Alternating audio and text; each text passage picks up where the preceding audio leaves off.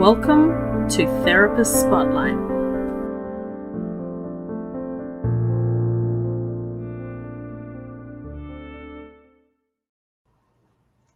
Hello, everybody, and welcome to Angie's Therapist Spotlight, the podcast where we aim to showcase our wonderful members to the wider community.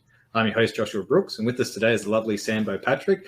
Sam is a wellness educator. She's been on TV, she's written books, she's just an author of 40 years in the wellness industry and 20 years in natural health. So, superstar. It's going to be a fantastic conversation. I'm sure we're going to learn a lot. And Sam, how are you today? I'm fabulous, thank you. Wonderful. I've had a swim in the ocean, so I live in this amazing part of the world near Coolangatta, and most mornings I try and swim. We go for about a kilometre and a half, and I can tell you today was just dazzling. It's like another world under the water. It's so beautiful. The beautiful sapphire of the ocean sometimes, hey? That's right. So, first question, what got you into natural health and natural medicine? Yeah, so, it's funny how it's deemed a path, whereas, I've got 3 kids and I've kind of brought them up this concept or this foundational thing that if you don't eat well, you're not going to be well. If you don't have your feet running on the planet and exercising your beautiful body and doing what I think we were designed to do biologically, you're not going to be well. Mm-hmm. So back in the day, a while ago now, I put my hand up to be a nurse, and I remember sitting at the head of the bed, used to do these rounds with patients, and I was a wee little junior nurse, and this particular person, this is one of those moments where it changes your life. She had abdominal surgery, and the surgeons just stood there in the white coats, and they just said, they didn't even say sorry. They just said, we got in there. We think you probably have 3 months to live. And that was it. She was like, she might have been in her 50s, and they moved on to the next bed. And I just remember looking at this woman going, I don't want to be a part of this. I want to help this person. And that was my first rotation as a nurse in oncology. And, you talk to people, you sit on their beds, you wipe their privates, you get to know people on this intimate level. And the people who had success and got healthy ate better. They ditched a diagnosis, but they ditched a lot of the advice. And they said, no, that's not for me. I'm going to go and I want to live. So they would leave, and I would see them months later, and I go, oh my God, Joan, you're still alive. What did you do? Well, I cleaned up my act. I'm like, God, there's something in this, and that really spurred me on. So I nursed for years, did pharmaceuticals for years, and then landed on, I want to know more about nutrition as a medicine. Yeah, wonderful. And so where has that taken you now? So how do you apply your nutrition as a medicine? So what's that look like to you, and what's that look like in your clinic space for clients? Yeah, so to me, I find it kind of an anomaly when people say, they're pushing trolleys around at no-name supermarkets with bags of white bread and Coca-Cola and going, the doctor said my cholesterol is family and it's genetic. And I go, you're serious? You really buy into that? So I've become almost I think a foodie. I'm not a chef, but I would have loved to have had some national platform where I inspired people that eating rainbows is just the most joyful thing you can do. And, if you think eating a takeaway with 5+2, a takeaway joint is healthy, well, just take it up a notch. Start going to supermarkets, get your frozen goods. If you think that that's healthy, then go the next level. Start going to markets. And if you're at markets already, shopping around at, on a Saturday or a Sunday at a market, then go the next level and go to organic markets. So meet people who are so committed to the best produce possible, because your life will change. And, when I started eating organic, I suddenly went backwards in how I looked and felt. I became younger, youthful, more vibrant. And, one of the cornerstone talks I gave a few years ago at Woodford was on the currency of food. And I know, it forced me to look at the megahertz of food and really understand that food does contain energy. And if you want to have, people talk about empowerment and living a great life, you've got to eat well. You just have to. You just have to eat the best you can. And the same for your offspring and children. You've got to give them that gift. And I have said this more than once on this podcast. I was one of those young men that thought they could out-train a bad diet. And it definitely wasn't until I cleaned up my diet that I actually found out, oh, I could not out-train that bad diet. So I am 100% with you on that one. So in your space then, what does a consult look like? If I'm a new client and I come to you, how does that work and how does that process work for you and for your clients? Okay, so I've got a bit of a filter system. So, after 20 years of doing this, I don't want to be distracted with people who really aren't there yet. So I work with people who have declared some way that they want to change their life. And I guess that's because after 20 years, I've got a blog and I've got videos and a YouTube channel and books that people can get free stuff. I only work with people who are just like, I need that little bit more of accountability, or I need that support, or I need that, that je ne sais pas, or I was in pharmaceuticals for 9 years. I need the knowledge that I need you, and I'm here, I'm declared, I will do whatever it takes to get you. It sounds like I'm talking from my angle, but this is what I want from them too. I want them to meet me on a level where we're going to do this. We're a team, and that's that. So generally it'll start with a 10-minute call, which is a free consultation. I'll say, what's stopping you? Why haven't you done this before? Because you can get free diets and magazines. I want to know I'm working with people who are ready to change. And then it's, I like working with people for a minimum of 3 sessions. Although after the years of, I've been in this 20 years, I'll run 6 sessions. I'll run programs for 8 weeks that are a lower price point, or at the moment, I'm running one that's just a one-off session with a hair test and a saliva test. You just don't get the same results, though, because people have questions as soon as they're off the phone. So a session would be very much, I think if your mind is made up its mind, then your body just follows suit. So I generally, because I've gleaned out, what their obstacles are, I'll go, right, well, if you want to do this, I'll jump through hoops with you. Let's do this, because I see the potential. I know you can do this. You just haven't had da before, and I want to supply that for you.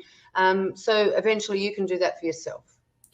Now, that might be short-term supplements. It might be a bit of NLP. It might be some hypnotherapy. It might just be me texting occasionally going, hey, how's it going? It's just the connection to bring people to the next level. And that's how consults go. It sounds so airy-fairy. I still do a head-to-toe. I still do the big things for me are you taking any medications or supplements? How long you've been doing them? What are your results been like? What's your family history? Is there anything there that concerns you about that? What's your medical history? But then the biggest thing for me is asking people what their social history is. And I don't say, what's your facial history? I go, tell me about you. Are you married? What's your partner like? Do you feel supported? Or where are you at in life? And I'll get down pretty down dirt and very connected very quickly, because a lot of the time I've found that there's conflicts there. They want to be healthy, but their partner's not on board, so it's just going to sabotage everything. For sure. So social, work. We don't often find the word. I'll ask how stressed they feel about their life, or how much effort does it take for them to execute their current life? Is it rewarding you in the way you thought it would? Or, that sounds a bit wishy-washy, but, I try and really get down deep, and that'll be on the first session, because I believe, and it could be wrong, but I believe if I can give people motivation or a mood lift in the first session, or energy, then anything's possible. Because most people are exhausted, or they're apathetic, or they've tried 6 diets and nothing's worked. So they're just like, what's the freaking point? I'm just sitting here in front of you. But if I can just give them a bit of mojo or motivation in the first week following that session, or a bit of energy, they find that little bit more. And I think, I mean, this is one of the biggest things that I love natural medicine about, right? Because it puts the human in the center, right? So it's, who are you, right? Emotionally, spiritually, physically, socially, like you said, like, who are you? What are your pressures, and how are you navigating through life? And it's like, that's front and center. So we don't treat necessarily symptoms. We treat a person, we try to make the person as best they can be. And I think that that's so important. What you said is like, you have to be willing to go on this journey, because it's not just take this. It's natural medicine is not just here's a nutraceutical to replace your aspirin, right? And No. take this. It's like, it's not. It's a lifestyle thing, and That's you know, right. you have to be committed to it. And again, I think that's one of the maybe the incorrect perceptions that we've been given, is that, oh, you can just take this pill and you'll be well, or you don't have to worry about, you know, sitting on the couch when you get home and not doing any exercise and we'll be well. It's like, well, no, you've got to have a commitment and you've got to invest in yourself. And I think that teaching people that is so empowering, because like you said, we're bombarded with apathetic everything at the moment, destroying our own personal power. And to actually allow people to know that they can take control of their health, they can actually do something to make themselves more vital, I think is such an important gift that we can give to our clients. That's so true, Josh. And many of my colleagues in this space could have been medical doctors. Many of them could have been engineers. I go to, you know, some congresses, not a lot so much nowadays. I learn online in different modes of learning, but I sit there in the room and I look around and I go, this is a really proud space. These people are smart people. They're committed people. They're beautiful people. And the reason why, you know, I didn't become a doctor, because I looked at it when I was in my late 30s, because, you know, diploma in pharmacology, nursing and masters, and you know, my natural medicine stuff that I ended up completing at Charles Sturt. I thought maybe I should be a doctor, you know, and I still, you know, I looked at it earlier this year. Do I need my PhD so I can say, I know that food is I know that this is right, so people will respect me.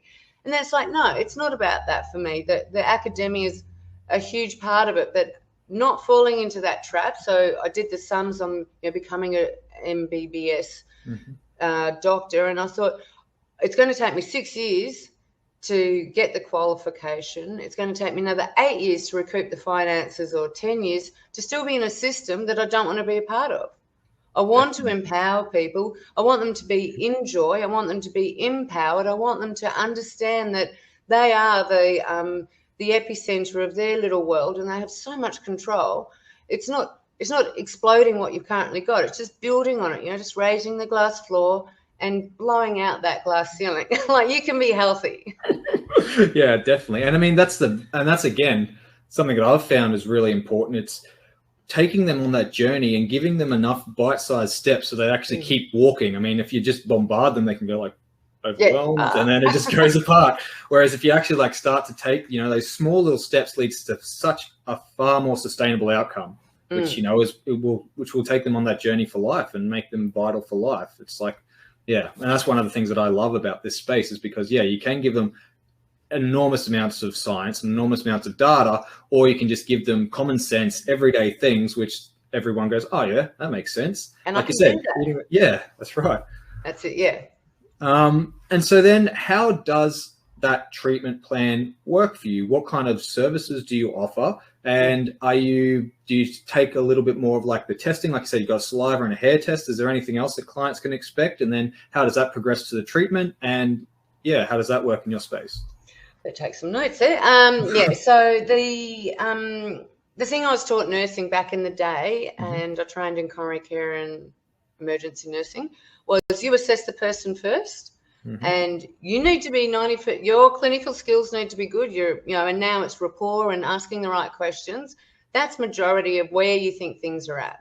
Tests only back that up, and that's always held me in good stead. As I said, I could go down that quagmire of becoming a doctor and just doing heaps of diagnostics, and at times I find that useful. But you know, for example, is it going to, I often ask, like the MTHFR test, is it going to change my treatment for the person in front of me? No. They're already telling me they're eating heaps of dairy and their gut's playing up and blah. I don't need them to have another label in their life. Because I've heard people go, oh, you know, I'll get the emails or whatever, and it's like, I've got this, and this. I'm like going, oh my God, that all goes, you know. So in terms of testing and diagnostics, I do encourage people, and I have specialised in hormones. So that was a really big, I guess for me, learning curve in many ways, because it niched me in an area. It also gave me a voice or a opportunity to speak about something not many people were and get results that others weren't. So I do like doing a saliva test, and I explain to people you're going to be out of pocket for it. In Australia, it's not covered by Medicare, but potentially it'll change your life. It'll potentially be the biggest spend of money. So it's about the same cost as a good pair of sneakers. I also do a hair test, and I'll explain I often, because I've got the medical, the pseudo-medical background, I will read pathology and things if they have them. But as soon as they present their hormone thing on serum tests, I go, it's not the way to test your hormones. But nutrients, B12, D, that sort of thing, I'll use a mix of blood tests if they've got them, or the hair test I really like. If I'm assisting someone with cancer, for example, though, I might go that next. I'll look at other tests that are available, such as, heavy toxicity. Sometimes I'll do food allergy tests, but that'll be an add-on, like a bolt-on. It's not my general plan. Then I'll say, right, I usually, like, my preferred things, a minimum of 3 sessions. The first one's let's get to know each other. Let's start some stuff, get your energy up or get your mood up. Catch up a week later. In that time, they send their hair test to me. I run that analysis. We talk about that. That's so much because it comes back to food. People, I don't know why, sometimes, and I'm not trying to diss my medical colleagues because I love them and I work beside many of them. It's like, food's not going to make a difference. I think, where do you think people get magnesium from? The air? It's just stupid. So anyway, the second session's always around food and how we can introduce. I try and not use the word get rid of. I try and say let's substitute or introduce something new. And then the third session for that mini pack is always around the saliva hormones and life changes. Yeah. The 6th session one is great because I get to work with them a lot longer and a lot more in depth and really changing their unconscious patterning and drivers. So, anyone on the planet who think they're not driven by hormones, honestly, I used to, train in coronary care. Once I started seeing the world through a hormonal eyes, I was like, oh yeah, that explains everything. Insulin, glucagon, adrenaline, noradrenaline, cortisol, oxytocin, dopamine, hormones are beautiful. Yeah, they're the engine of our life, aren't they? They really produce so much within us. And it is always fascinating to me that people don't necessarily think that what goes in their mouth has an appreciable effect on the body. And I always just think about it, like, stick diesel in a petrol car and see how far you get, right? Yeah. They're all engines, they've got a spark, but it won't necessarily work, right? And again, even sticking dirty fuel in there. So it's kind of like, I just still don't really understand why people don't quite get how diet is so important. It's like our foundational thing. We were designed genetically. Our gut was designed to understand and interpret food. We are naive to think that our gut's just like being born into us, for our X amount of years on the planet. It's evolved over time. Those who didn't have a great gut system probably waxed and waned and died. So the survivors, the ones who've bred, have generally got guts that understand food.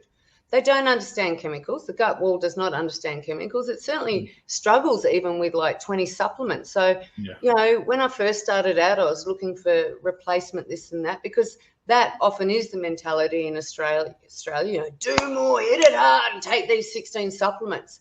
And now I'm kind of like, I don't think we were designed that way either. I really think we were designed to grow some food, get dirt under your nails, eat the stuff.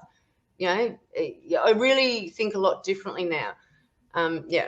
Yeah, no, 100%. I'm the same way. And so when you are with your client and you are talking to them about this, then do you prefer to teach them how to eat and what to eat, or are you kind of a nutritionist that gives them a dietary plan and says stick to this? How does that work in your world? And are you a big nutraceutical person? Are you like we were talking about, are you a big, like, I'll give you a magnesium supplement, an iron supplement? Are they sort of just to pinpoint for short term? How does that work with you?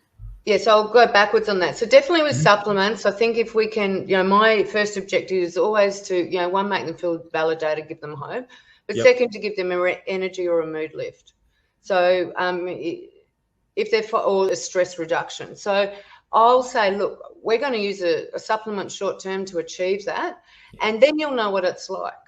Mm-hmm. Long term, though, I want you to understand you can do this through food or going to bed earlier or not looking at iPhone for 6 hours at night time or, whatever that might be. Yeah. So generally I'll use supplements. I always try and keep it to under 4 because I think if I'm not doing that, then I'm just a doctor. If I'm just writing script after script after script, I'm just a doctor, and I didn't sign up to my values wasn't to become a natural doctor.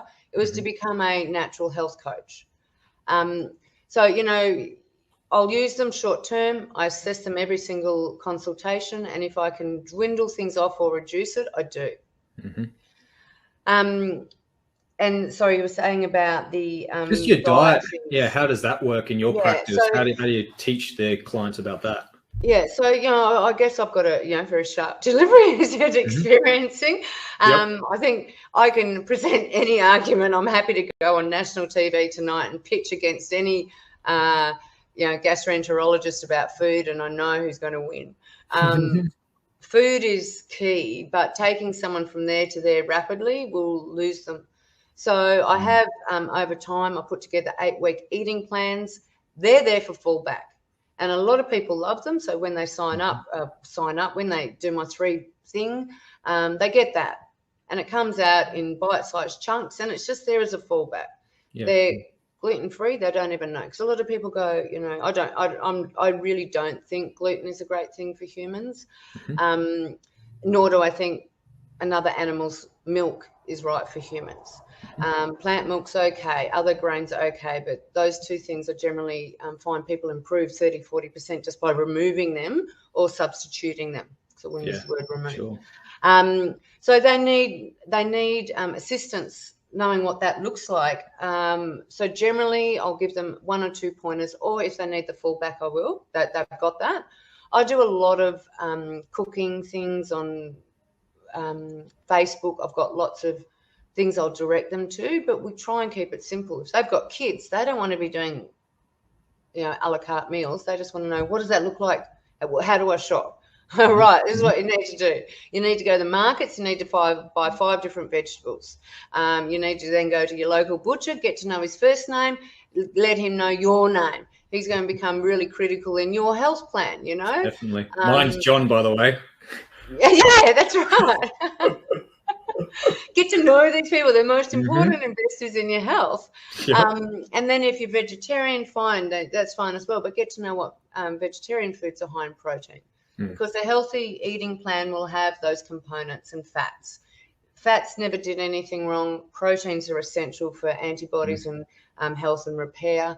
And we need carbs, but try and get most of them from veggies, because you can eat a bucket load of food if it's not white. Why wouldn't you shove more rainbows in your mouth and enjoy life? Yeah, that's right. Yeah, I mean, everyone loves a good rainbow, don't they? I do. Yeah, that's right. And so then, with everything else, can you talk to us about this media that you've got, your YouTube channel and everything else that you've put out there for people? How has that come about? And what is it basically? Yeah, so I had 9 years in the pharmaceutical industry, and a lot of people go, "Oh, you're the huge." I'm like, it was the best years in terms of understanding business, return of investment, marketing, all those things. And I guess some people are naturally good at marketing, and a lot of people go, "Oh, it scares me." I'm probably really good at marketing other people's business and not so great at my own. But I did fall upon this thing coming out of that and into natural medicine. And it was probably about 7 or 8 years in, and I found this thing about writing a book, and I thought, oh, that'd be bloody brilliant. So I do a lot of charity work, and for me, writing a book, I wrote my first book. I don't think I've got a copy here. Oh yeah, I do. It was called Hot Tips for the Business Traveller. Yeah. I'd spent a large chunk, 2 weeks out of every 4 traveling, and so I went along, wrote this book, and my whole thing was, if I take this over to Richard Branson in the UK, he'll sign up, he'll have it in all his hotels, and if we sell 50 million bucks worth, we can set up 3 orphanages in Asia. That was my whole thing. So that's why I wrote the first one. I did go over there. I did get to meet his PA, and it showed me the power of being an author. And I also discovered how easy it is to write a book. and how not cathartic, but it actually sorts out your message as well in your head. So then, not long after that, I had a what I call a hormone breakdown in 2004 when I was married and walked out on a marriage and just went, not angry, just like I felt shame and like, why didn't this work? I'm smart. It didn't work. What the hell went on? And I went on my own little hormone journey at that time. And I thought, I think other women need to hear about this journey, because I'd be driving on the road and I'd see women yelling at each other. And I'd go, oh, there's a lot of angry women in the world. What the hell's going on? This was, back in the day, 2004, 2010. So I did a little bit of a bo peep into my own hormones and found my testosterone was really high. This is, now this was kind of more dialogue we talk about more. Back then, and it sounds only 10 years ago or only 11 years ago, but it was quite pioneering. So at that point, I wrote a book called Beauty and the Beast, The Hormone Changes Making Women Wild. Now, this was about, I wanted to rename it, and I wanted to call polycystic ovary or high testosterone in women female hormone disorder. And it started me, so that from this book, I sent it down to Lisa Wilkinson on Today Show. I sent it down to Mel Doyle. I was on Sunrise and Today in the following week. I was also then became the Today Tonight go-to person for natural medicine. So then that buys you credibility. Then Australian Tourism said Oprah was coming out, and they said, oh, and I contacted them. I've always pushed the barrow a bit. I'm like, they said, oh, yeah, we'll put you forward to be interviewed by Oprah. And I was like, oh, happy days, that orphanage. So for me, it's always about who can I help, and the numbers, more numbers better. One-on-one, great, more better, Like Sure. if I can improve people's lives around the world, I really believe that's what I'm here to do. So they said, we're going to put you forward for Oprah. I went, God, I better write another book. And her audience might be a bit older. So I locked myself away for 3 days, didn't see anyone. I drank a lot of wine, ate a lot of Tim Tams, and I pumped out this book, which is Menopause. True, there were side effects. And this is very much about and this became my message for a long time. You're not broken if you're going through menopause. Stop believing you need a pill to fix you. You're going through a natural transition. If you're a woman, you're going to live long enough to go from your fertile years to this beautiful phase of life. You just might be unbalanced, and that's because of whatever's going on. Let's bring your body into balance. So then that book, that led to lots of interviews, podcasts, yada, yada. And then, I won't go through all of them, but I found through writing books. So this one's for blokes. This one needs reprinting, but this is the tech manual on being a man. How can men keep testosterone up? Because the modern day thing is man's becoming a beautiful marshmallow because we want him to be more sensitive, but that's not really suiting us long term, so we need to revisit that. I've got something that I really would like to. I want to personally launch Make Masculinity Sexy Again. It's just one of my little things that I'm just a bit, I understand. We need to be that, and we need to be more girly. This one, and then Chill Out or Burn Out, that's for corporate. Corporate talk, and this one's on breast explanting, taking implants out. Yeah, wow, awesome. Because that's something as practitioners I really think we need to start asking. Have you had anything implanted in your body that could be creating this autoimmune or inflammatory state? How often do you do your Botox? Have you got breast implants? Have you got cheek implants? Have you got a Mirena? We need to dig a bit deeper because those are foreign bodies and always will be to our body. For sure, yeah, definitely. So that led me to become interviewed and radio, whatever else, and that's where I've built this media profile, I guess. And it's a great strategy if you want a strategy is to become an author. Yeah, definitely. And like you said, then I love books because they're always like you've got a mentor that you can go to whenever. And they've got so much information just on hand that you can just grab, read. Even if you don't, it's just like, I've read that somewhere. You just go to one page, you look at it, and it's like, bang, instant insight. Right. And so I just think that the more books we have, the more perspectives, it just overall enhances our knowledge. And that's never a bad thing. It's not. And I haven't done it for a while, but I've read my own book, probably 3 or 4 times. And I read it and I go, oh, God, that's right. Like it really, it just re-sparks that passion or that insight that you had. And this is a book I've written, but I'll find it quite useful too. Yeah. Well, Sam, we're coming up on time, but absolutely thank you for sharing your wonderful self with us. This has been a wonderful interview. I'm so happy with it. Oh, thank you. Yeah. You're a beautiful person. So when people, if they want to find you, if they want to get in contact with you, if anything like that, where's the best place? Where can they get in touch with you? Probably the website, sambopatrick.com. I wish I would say I could be that Insta girl, like I do a lot of charity. I used to travel a lot, but I don't know. Insta, I am on there under the same thing, Sambo Patrick _. Facebook, well, I'm still on there, doing my little Facebook Lives at the moment, which can be a bit edgy, but that's also another place, which is Sambo Patrick, the Health Queen. Yep. Those are probably the three best avenues. Excellent. Well, thank you so much for coming on. As always, guys, links will be in the descriptions below, and we'll catch you all next time. Please check out Sam, grab her books, read them, digest them, because I guarantee there'll be some knowledge in there for everyone to get their teeth stuck into. So thank you so much, Sam. Thank you. And for everybody else out there, have a great day, and we'll catch you all next time. See you later.